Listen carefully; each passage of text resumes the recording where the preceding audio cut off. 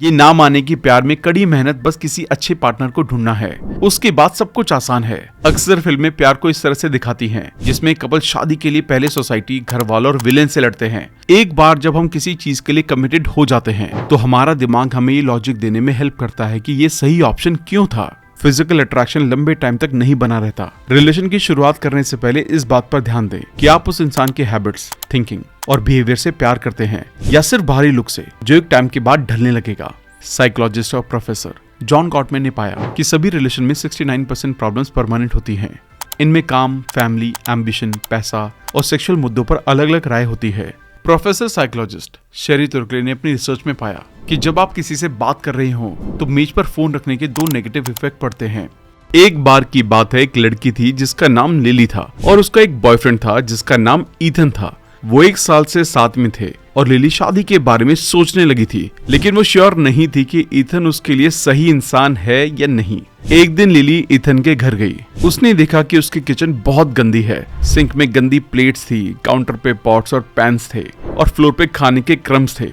Lily एक बहुत ही organise लड़की थी और वो गंदा किचन देखकर इरिटेट हो गई। उसने ईथन से पूछा कि क्या वो किचन साफ करने में हेल्प करेगा, लेकिन ईथन ने बस इतना कहा कि वो इसे बाद में कर लेगा। आखिर में लिली ने खुद किचन साफ किया। कुछ हफ्तों बाद लिली और ईथन छुट्टियों पर गए। लिली को ईथन के साथ टाइम स्पेंड करना और रिलैक्स करना बहुत अच्छा लगा, लेकिन उसने नोटिस किया कि उसके कुछ बुरे हैबिट्स हैं। वो अपने कपड़े फ्लोर पर छोड़ देता है, टॉयलेट फ्लश करना भूल जाता है और अपनी गंदी प्लेट सिंक में छोड़ देता है। लिली ने ईथन से उसके हैबिट्स के बारे में बात करने की कोशिश की, लेकिन उसने उसकी बातें नहीं सुनी। उसने कहा कि वो जैसा है वैसा ही है और उसको ये सब एक्सेप्ट करना चाहिए। लिली को रियलाइज होने लगा कि ईथन के हैबिट्स डिसरिस्पेक्ट के साइन है। उसको उसकी फीलिंग की कोई कदर नहीं थी। लिली ने यह भी रियलाइज किया कि वो उसकी मैसीनेस के साथ नहीं रह सकती। लिली ने ईथन के साथ अपना रिलेशनशिप एंड करने का फैसला किया। उसको रियलाइज हुआ कि वो शादी के लिए सही इंसान नहीं है। उसको किसी ऐसे इंसान की जरूरत है जो ऑर्गेनाइज, रिस्पेक्टफुल और कंसिडरेट हो। हम सभी की भी अपने पार्टनर से यही डिमांड्स रहती हैं, जो कि बिल्कुल सही भी है। और इसीलिए आज हम एक ऐसी बुक के बारे में बात करने वाले हैं जो इससे जुड़े हमारे सभी सवालों के जवाब देने वाली है। आज हम how not to die alone book के बारे में बात करने वाले हैं, जिसे रिलेशनशिप और डेटिंग एक्सपर्ट लोगान उरी ने लिखा है। ये बुक मॉडर्न डेटिंग के लिए एक गाइड प्रोवाइड करती है। इसमें डेटिंग ना कर पाने वाली आपकी बुरी हैबिट्स को दूर करने और अपने मनपसंद पार्टनर के साथ रिलेशन को बनाने में हेल्प मिलेगी। वीडियो के एंड तक आप इस सवाल, क्या मैं डेट के लिए तैयार हूँ, इससे क्या हमें शादी कर लेनी चाहिए, यहाँ तक का सफर डिसाइड कर लेंगे। बुक को आसानी से समझाने के लिए हमने इसके इंपॉर्टेंट लेसन्स को 6 चैप्टर में एक एक करके एक्सप्लेन किया है। लेकिन अगर आपने अब तक हमारे चैनल को सब्सक्राइब नहीं किया है तो इमीडिएटली हमारे चैनल को सब्सक्राइब जरूर कर दें, ताकि आप हमारे उस मिशन का हिस्सा बन पाए जहाँ हमारा गोल किताबों के जरिए करोड़ों लोगों की जिंदगी को बदलना है। हमारी वीडियोस कभी कभी थोड़ी लंबी हो सकती है, क्योंकि हम बुक और कंटेंट की क्वालिटी पर कभी भी कॉम्प्रोमाइज नहीं करते, इसलिए वीडियो को एंड तक देखना बहुत जरूरी है। तो चलिए फिर शुरू करते हैं। सबसे पहले हम जानेंगे 3 डेटिंग टेंडेंसीज के बारे में। क्या आपने भी अपने चारों तरफ देखकर ये सोचा है, यार मुझे छोड़ के सभी को प्यार मिल रहा है, मेरी लाइफ का ये एक हिस्सा अभी तक खाली क्यों है? ऐसा इसलिए होता है क्योंकि ज्यादातर सिंगल लोग इस तरह से बिहेव करते हैं, जो उन्हें प्यार पाने से रोकता है। हमने इन हैबिट्स के ग्रुप को 3 कैटेगरी में बांटा है। हर सिंगल इंसान इनमें से एक नई कैटेगरी में आता है। इसमें कुछ सवाल हैं। इन सवालों से आपकी डेटिंग टेंडेंसी या हैबिट्स का पता चलेगा। इससे ये पहचानने में हेल्प मिलेगी कि कौन सी चीज आपको रोक रही है, ताकि आप अपनी बुरी हैबिट्स को छोड़ सके और नई हैबिट्स डेवलप करके अच्छे रिलेशनशिप में आ सके। आपकी टेंडेंसी रिलेशनशिप के हर स्टेप में आपके बिहेवियर को इन्फ्लुएंस करती है, इसलिए प्यार पाने की जर्नी के पहले स्टेप में अपनी टेंडेंसी को जानना जरूरी है। रोमांटिसाइजर, मैक्सिमाइजर, हेजिटेटर। अब आने वाली हर स्टेटमेंट को पढ़ें और देखें कि ये आपको कितना डिस्क्राइब करती हैं, और उस नंबर को हाईलाइट करें जो आपके आंसर से मैच करती हो। जिस आंसर को आप जितना ज्यादा सपोर्ट करते हैं उसे उतने ज्यादा नंबर दें। जैसे सबसे कम के लिए 1, उससे ज्यादा के लिए 2 और सबसे ज्यादा के लिए 3, और सभी नंबर को जोड़ें। वीडियो को पॉज करें और फटाफट से एक पेन और डायरी ले लें और इन स्टेटमेंट को ध्यान से सुनें। जब मैं किसी से पहली बार मिलता हूँ और मुझे अंदर से खुशी महसूस नहीं होती, तो अगली बार मैं उसके साथ नहीं जाता। जब मैं किसी के साथ डेट पर जाता हूँ तो अपने आप से पूछता हूँ कि क्या ये इंसान मेरे स्टैंडर्ड से मैच खाता है। जब मैं डेट करने के लिए तैयार हो जाऊंगा तभी किसी के साथ डेट करूंगा, जैसे अपना वेट कम करने के बाद या फिर फाइनेंशियली स्टेबल होने के बाद। मैं चाहता हूं कि मैं अपने पार्टनर से पहली बार रोमांटिक तरह से मिलूं। मैं कुछ भी जरूरी चीज खरीदने से पहले रिव्यू जरूर देखता हूँ। मेरे पास अभी किसी को डेट करने का टाइम नहीं है।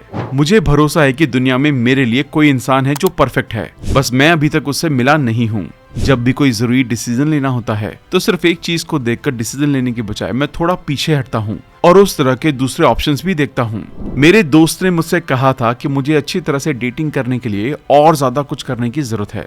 मुझे ऑनलाइन ऐप अनरोमांटिक लगती है क्योंकि मैं अपने पार्टनर से नेचुरली मिलना पसंद करता हूँ। मुझे अपने ऊपर प्राउड है कि मैं आज तक रिलेशनशिप में नहीं आया। मैं बहुत कम ही डेट पर जाता हूँ।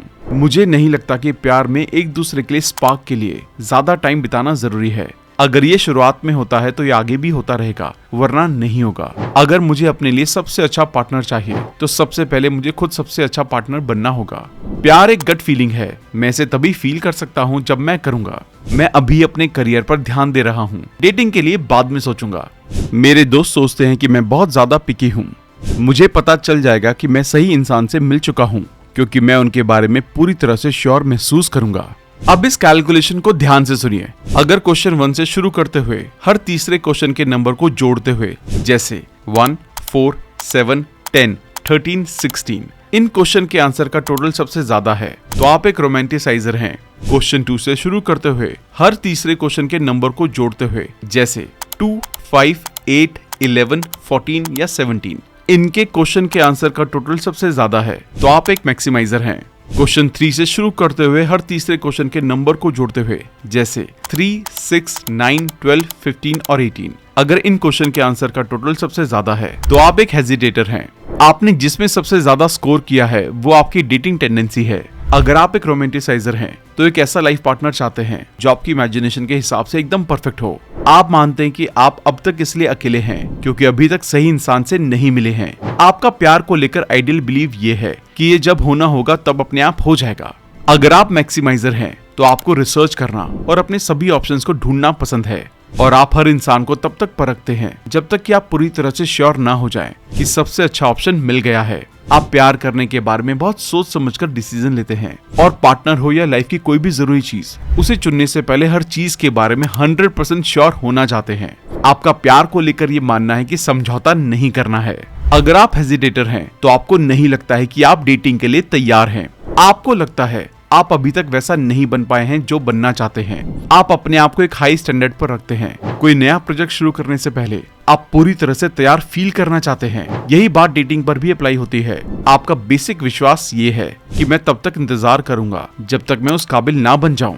अगर आप रोमांटिसाइजर हैं तो आप जानते हैं कि रोमांटिसाइजर टेंडेंसी से कैसे ओवरकम किया जाए। परफेक्ट लाइफ पार्टनर की सोच को छोड़ें। ऐसे लोग ये मानते हैं कि वो जैसा पार्टनर इमेजिन करते हैं रियल में वो वैसा ही होना चाहिए। ऐसा ज्यादातर मूवी, कार्टून या सीरियल देखकर होता है। हमारे मन में एक तरह के लड़के या लड़की की इमेज बैठ जाती है और ये टीवी में अपनी पार्टनर के साथ अच्छे से रहते हैं और आप सोचते हैं कि मेरे पार्टनर को भी इसी तरह से रहना चाहिए।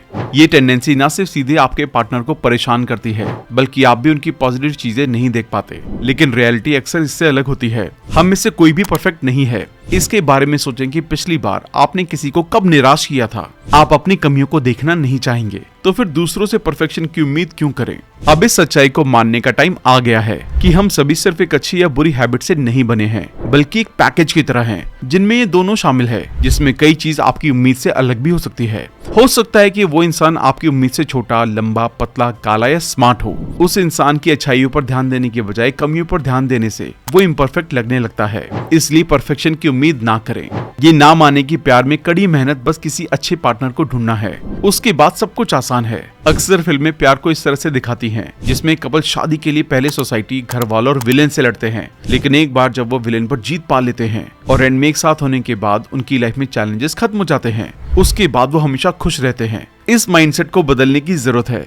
कोई भी रिलेशन हमेशा आसान नहीं होता। यहाँ तक कि सबसे खुशहाल कपल को भी शादी के बाद रिलेशनशिप को बनाए रखने के लिए एफर्ट्स की जरूरत होती है। अक्सर असली चैलेंजेस बाद में आते हैं। सबसे मुश्किल हिस्सा वो डेली के काम है जो आप एक अच्छे रिलेशन को डेवलप करने और बनाए रखने के लिए करते हैं। इन बातों पर भी ध्यान दें कि हनीमून पीरियड खत्म होने के बाद ये याद रखें कि लाइफ में आने वाली सभी लॉजिकल, फाइनेंशियल, इमोशनल और स्पिरिचुअल चैलेंजेस के दौरान आप एक दूसरे का साथ कैसे देंगे और 30 साल और 2 बच्चों के बाद अपने पार्टनर को दिन के एंड में देखने के लिए आप कितने एक्साइटेड होंगे। ये माइंडसेट छोड़ दें कि प्यार आपको खुद ढूंढ लेगा। ऑथर एक कार्टून के बारे में बताते हैं जिसमें एक लड़का बाजार में टमाटर लेने गया, तभी उसी दुकान पर टमाटर लेती हुई एक लड़की मिली और दोनों को पहली नजर में प्यार हो गया। अगर आप भी सोचते हैं कि ऐसा आपके साथ भी होगा, आप ठीक उसी टाइम पर उस अच्छे दिखने वाले टमाटर को उठाएंगे जब आपके साथ वाली सुंदर अजनबी लड़की उसे लेने जा रही होगी। दोनों की आंखें मिलेंगी, वो आपको बताएगी कि उसकी दादी की पसंद की सब्जी बनाने के लिए उसको टमाटर की जरूरत है और आप टमाटर उसे ले जाने के लिए कहेंगे। फिर वो आपसे पूछेंगी कि क्या आपको थैंक यू कहने के लिए हम एक कॉफी शॉप में चलें। फिर दोनों की बातें शुरू हो जाएंगी और 11 महीने की एक लंबी डेटिंग के बाद आपकी दूसरे शहर में जॉब लग जाएगी। वो एयरपोर्ट पर आपके पास आएंगी और कहेंगी, प्लीज मुझे छोड़कर मत जाओ। रियल लाइफ में बिना पहला एफर्ट किए ऐसा शायद कभी नहीं होने वाला है। हालांकि ऐसे लोग हमें अपनी डेली लाइफ की पार्टी, वर्क प्लेस या किसी सेमिनार में हर टाइम मिलते रहते हैं, लेकिन वहाँ हम अपने काम में इतने ज्यादा बिजी होते हैं कि अक्सर ध्यान नहीं जाता। इसलिए इस मेंटालिटी को छोड़ें कि बैठे रहने से प्यार अपने आप मिल जाएगा। प्यार को ढूंढने से लेकर उसे बनाए रखने तक काम करना पड़ता है। पार्टी या ऑफिस में अच्छे पार्टनर की तलाश के लिए आपको उन्हें ढूंढने के लिए कोशिश करनी होगी। अगर आप मैक्सिमाइजर हैं तो आप जानते हैं कि मैक्सिमाइजर टेंडेंसी को कैसे ओवरकम करना है। मैक्सिमाइजर लोग डिसीजन लेने से पहले हर चीज को पक्का करना चाहते हैं। जब डेटिंग की बात आती है तो ये थोड़ा चैलेंजिंग हो जाता है, क्योंकि आप अपने शहर के हर उस लड़के या लड़की से नहीं मिल सकते जो आपका लाइफ पार्टनर बन सकता है। तो पूरी दुनिया की तो बात छोड़ ही दीजिए, अगर शादी करने या लॉन्ग लास्टिंग रिलेशनशिप के लिए कमिटेड रहना चाहते हैं तो आपको अपने पास मौजूद इन्फॉर्मेशन के बेस पर डिसीजन लेना होगा। अगर आप मैक्सिमाइजर हैं तो ये आइडिया आपको परेशान कर सकता है कि अगर आप जो ऑप्शन चुन रहे हैं उससे खुश नहीं रहे तो क्या होगा। तो इसके लिए एक अच्छी न्यूज है, हमारे पास हमें खुश करने के लिए हमारी तरफ से काम करने वाला एक पावरफुल टूल है, हमारा दिमाग। एक बार जब हम किसी चीज के लिए कमिटेड हो जाते हैं तो हमारा दिमाग हमें ये लॉजिक देने में हेल्प करता है कि ये सही ऑप्शन क्यों था। इमेजिन कीजिए कि आपने एक महंगा कोट खरीदा है जिसे आप 30 दिनों के अंदर कभी भी रिटर्न कर सकते हैं। आप इसे घर ले जाने के बाद इसके फायदे और नुकसान के बारे में कई बार सोचेंगे और आपका वापस करने का मन भी कर सकता है, लेकिन जब आप उसे पहनते हैं और आपको अच्छा लगता है तो आप इसे पहनना ही पसंद करने लगते हैं। ऐसा क्यों? क्योंकि अब आपको इसे वापस करने के बजाय पहनने में ज्यादा फायदा नजर आता है। आप इस कमियों के बारे में चिंता भी नहीं करते हैं और एक समझदार इंसान की तरह आप उसे अपना लेते हैं। ये डेटिंग के लिए भी काम करता है। जब आप किसी के लिए कमिटेड होते हैं तो आपका दिमाग आपको ये समझाने की पूरी कोशिश करेगा कि ये एक अच्छा डिसीजन था। अपने रिलेशन से सेटिस्फाइड लोग इस बात को समझते हैं और इसका फायदा उठाते हैं। सेक्रेटरी प्रॉब्लम की तरह इसे हैंडल करें। इमेजिन कीजिए कि आप अपनी कंपनी के लिए एक सेक्रेटरी को हायर कर रहे हैं। इसके लिए ऐसे 100 पोटेंशियल कैंडिडेट्स हैं जिनका आपको एक एक करके इंटरव्यू लेना होगा। हर इंटरव्यू के बाद आप डिसाइड करते हैं कि उस इंसान को काम पर रखना है या सबसे अच्छे कैंडिडेट को ढूंढते रहना है। अगर आप किसी को रिजेक्ट करते हैं तो वो चला जाएगा, आप बाद में अपना मन बदलकर उसे जॉब पर नहीं रख सकते। ऐसे में आपको ये सोचना है कि सबसे अच्छा कैंडिडेट चुनने की आपकी पॉसिबिलिटीज को मैक्सिमाइज कैसे किया जाए ताकि आप इस प्रोसेस में बहुत जल्दी डिसीजन ना लें, क्योंकि एंड में उन सब में से सबसे अच्छा कैंडिडेट भी मिल सकता है। लेकिन आप बिना चुने सभी से अच्छा होने की उम्मीद लगाकर नहीं बैठ सकते, क्योंकि क्या होगा अगर लास्ट के ऑप्शन बहुत अच्छे नहीं निकले। इस प्रॉब्लम का सही सॉल्यूशन निकालने के लिए 37% कैंडिडेट का इंटरव्यू लेने के बाद रुक जाएं और इस पहले ग्रुप में से सबसे अच्छे कैंडिडेट की पहचान करें। अब आपके पास एक यूजफुल बेंचमार्क है कि अगर इससे अच्छा कैंडिडेट आगे मिलता है तो उसे मौका देंगे या फिर पहले ग्रुप के उस कैंडिडेट को हायर करेंगे। ये तरीका डेटिंग पर भी अप्लाई करें। सेक्रेटरी प्रॉब्लम में आप जानते हैं कि 100 पोटेंशियल कैंडिडेट्स हैं। डेटिंग में आपको पता नहीं होता कि कितने पोटेंशियल लोग हैं, इसलिए ऐसे में आप कितने लोगों को डेट कर सकते हैं इसके बारे में सोचने की बजाय इस बारे में सोचें कि आप कितने टाइम तक एक्टिवली एक पार्टनर को ढूंढेंगे। उस टाइम पीरियड में 37% का रूल अप्लाई करें। इसके लिए आपके पास 2 ऑप्शन हैं, अब तक जिस पोटेंशियल पार्टनर से आप मिले हैं उसका बेंचमार्क और आप अगले कितने टाइम तक डेट करना चाहते हैं। मान लें कि आप अगले 6 महीने तक एक लाइफ पार्टनर ढूंढना चाहते हैं तो अपने पिछले रिलेशनशिप के बेस पर एक बेंचमार्क सेट कर लें कि उससे अच्छा मिलेगा तो ठीक है, या फिर पिछले वाले के साथ ही आप आगे रिलेशन को बढ़ाएंगे। लेकिन अगर आप हेजिटेटर हैं तो हेजिटेटर टेंडेंसी को किस तरह से ओवरकम करते हैं अब ये जानते हैं। अगर आप हेजिटेटर हैं तो आपकी इंटेंशन डेटिंग शुरू करना है, लेकिन आप डेट करने की चाहत और असलियत में डेट करने के बीच के गैप में फंसे हुए हैं। रियल डेट शुरू करने में आपकी हेल्प के लिए आपको इन स्टेप्स को अपनाना चाहिए। एक डेडलाइन सेट करें। हमें एक्शन लेने में मोटिवेट करने के लिए डेडलाइन सबसे इफेक्टिव तरीकों में से एक है। छोटी डेडलाइन ज्यादा अच्छी तरह से काम करती है। इमेजिन कीजिए कि आपको अपने बैंक से एक ईमेल मिलता है जिसमें आपसे अपना पासवर्ड बदलने के लिए कहा जाता है। वो कोई डेडलाइन नहीं देते। आपके ऐसा करने की कितनी पॉसिबिलिटी है? हो सकता है कि आप इसे बदलने की इंटेंशन रखते हो, लेकिन क्योंकि ऐसा लगता है कि आप इसे कभी भी कर सकते हैं, इसलिए एक्शन लेने से पहले आप शायद इसे भूल जाएंगे। अब इमेजिन करें कि आपका बैंक आपको ईमेल करता है और कहता है कि दिन के एंड तक आप अपना पासवर्ड बदल लें। इस केस में आपके पास एक छोटी और सॉलिड डेडलाइन है।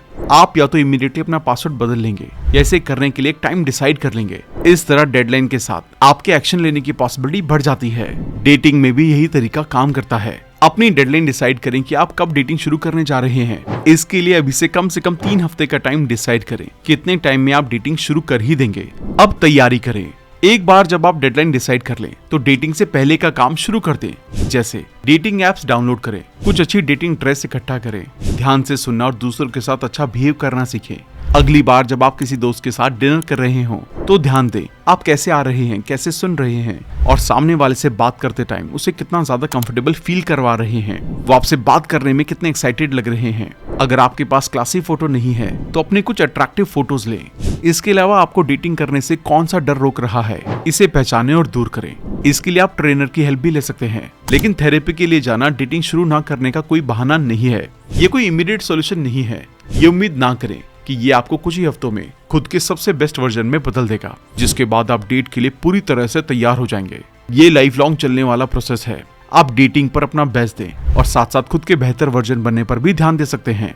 अब बारी है दूसरों को बताने की। अगर आप पब्लिकली दूसरों के सामने अपने गोल्स को बताते हैं तो उन पर ध्यान बनाए रखने की ज्यादा पॉसिबिलिटी होती है। सोशल साइकोलॉजिस्ट केविन मैकॉल ने अपनी टीम के साथ मिलकर एक रिसर्च किया। उन्होंने उन स्टूडेंट्स को लिया जिनका कुछ ही महीनों में एग्जाम होने वाला था और उन्हें अलग अलग ग्रुप्स में बांट दिया। स्टूडेंट के एक ग्रुप से अपने टारगेट टेस्ट स्कोर्स यानी कि जितना स्कोर वो एग्जाम में करना चाहते थे उसको अपने ग्रुप के साथ शेयर करने के लिए कहा और स्टूडेंट के एक अलग ग्रुप को अपने गोल्स को पर्सनल रखने के लिए कहा। उन्होंने पाया कि जिन लोगों ने दूसरों के साथ गोल शेयर किया था उन्होंने गोल के लिए ज्यादा कमिटेड महसूस किया, एग्जाम के लिए पढ़ाई करने में ज्यादा टाइम बिताया और उनके गोल तक पहुंचने और अपना सेट किया हुआ गोल स्कोर हासिल करने की पॉसिबिलिटी 20% ज्यादा थी।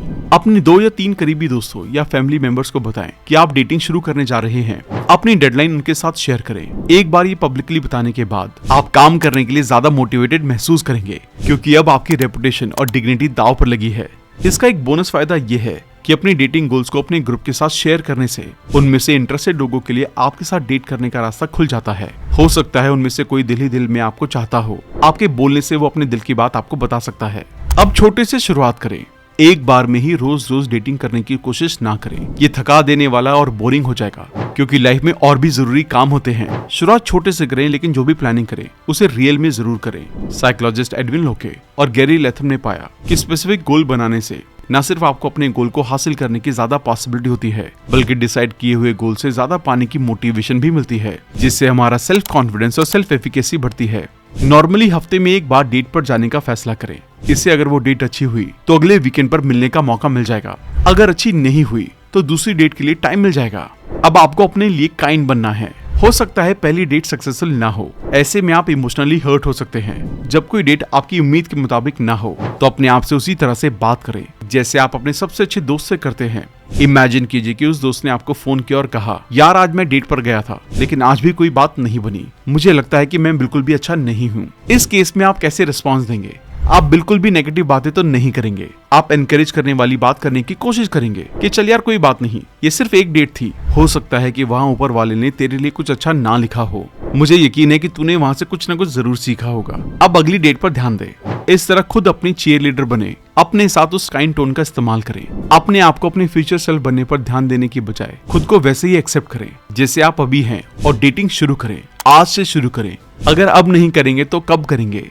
अपनी हेजिटेटेड टेंडेंसी को ओवरकम करने के लिए इस चेकलिस्ट को हर 3 दिन में एक बार देखते रहें और हाँ या ना में जवाब दें। कोशिश करें कि हर बार आपका जवाब हाँ हो। मैं इस तारीख को ऑनेस्टी से डेटिंग शुरू करूंगा। मैंने कम से कम एक डेटिंग ऐप डाउनलोड कर लिया है। मेरे पास कम से कम 5 अट्रैक्टिव फोटो हैं जिन्हें मैं अपनी प्रोफाइल के लिए इस्तेमाल कर सकता हूँ। मेरे पास 2 ड्रेसेस हैं जिन्हें मैं डेट पर पहन सकता हूँ। मैंने कम से कम 2 दोस्तों को बताया है कि मैं डेटिंग शुरू कर रहा हूँ। मैंने मिरर के सामने खड़े होकर कहा, मैं प्यार की तलाश में हूँ, मैं डेटर हूँ, मैं खुद को डेटर मानता हूँ। मैं हर हफ्ते कम से कम एक डेट पर जाने के लिए कमिटेड हूँ। जिस तरह मैं एक छोटे बच्चे या अपने सबसे अच्छे दोस्त से बात करता हूँ, उसी तरह अपने आप से काइंडली बात करने की प्रैक्टिस कर रहा हूँ। अगर मैं किसी मुश्किल से टकराता हूँ और अपना फ्लो खो देता हूँ तो मैं हेजिटेट करने वाले तरीकों में शामिल होने के बजाय फिर से कोशिश करने के लिए तैयार हूँ। अब हमें उस पर फोकस करना है जो सच में रिलेशनशिप के लिए मैटर करता है। इसमें आप जानेंगे कि रियल में एक लॉन्ग लास्टिंग रिलेशनशिप के लिए क्या जरूरी है, क्या चीजें कम मैटर करती हैं। पैसा, पैसा मायने रखता है, लेकिन सिर्फ एक लिमिट तक। अपने फ्यूचर के रिलेशनशिप के बारे में सोचते हुए इस बारे में सोचना ठीक है, लेकिन बाकी सब चीजों से ऊपर पैसों को प्रायोरिटी ना दे। गुड लुक्स, बुजुर्गों की कहावत है, अच्छी सूरत से ज्यादा अच्छी सीरत को देखो। फिजिकल अट्रैक्शन लंबे टाइम तक नहीं बना रहता। रिलेशन की शुरुआत करने से पहले इस बात पर ध्यान दें कि आप उस इंसान के हैबिट्स, थिंकिंग और बिहेवियर से प्यार करते हैं या सिर्फ बाहरी लुक से, जो एक टाइम के बाद ढलने लगेगा। अगर आपको कैरेक्टर से प्यार है तो ही रिलेशनशिप को आगे बढ़ाएं। आपके जैसी पर्सनालिटी, अपने पार्टनर से ये उम्मीद करना कि वो भी आपकी तरह हो, ये मैच्योर पार्टनर की निशानी नहीं है। जरूरी नहीं है कि वो इंसान आपके जैसे सोचता हो, इसलिए किसी ऐसे इंसान को ढूंढें जो आपकी पर्सनालिटी की रिस्पेक्ट करता हो और अपनी पर्सनालिटी में रहता हो। एक जैसी हॉबीज वाले किसी पार्टनर को ढूंढने की चिंता ना करें। दोनों की हॉबीज को मिलकर एंजॉय करें।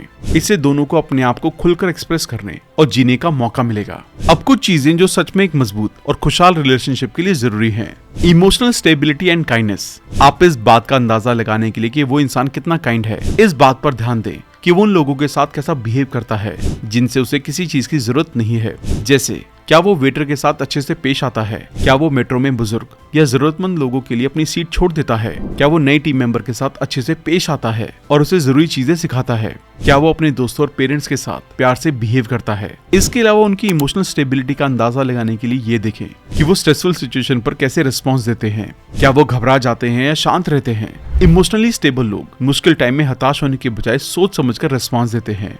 लॉयल्टी, वफादारी का अंदाजा लगाने के लिए ये देखें कि उनकी लाइफ में दोस्तों के साथ रिलेशनशिप कैसे हैं, खासकर पुराने दोस्तों के साथ। देखें कि पिछले सालों में उन्होंने कितनी पुरानी दोस्ती अपने साथ रखी है। जब वो उदास हो गए, क्या उन्होंने अपने सबसे अच्छे दोस्त को छोड़ दिया, या वो दोनों अब भी घूमने या मूवी देखने के लिए मिलते रहते हैं। क्या उसके पास्ट के लोग हेल्प और सपोर्ट के लिए उस पर भरोसा करते हैं। बेशक इस रूल के एक्सेप्शन है, लेकिन आमतौर पर पुरानी दोस्ती वफादारी का साइन होती है।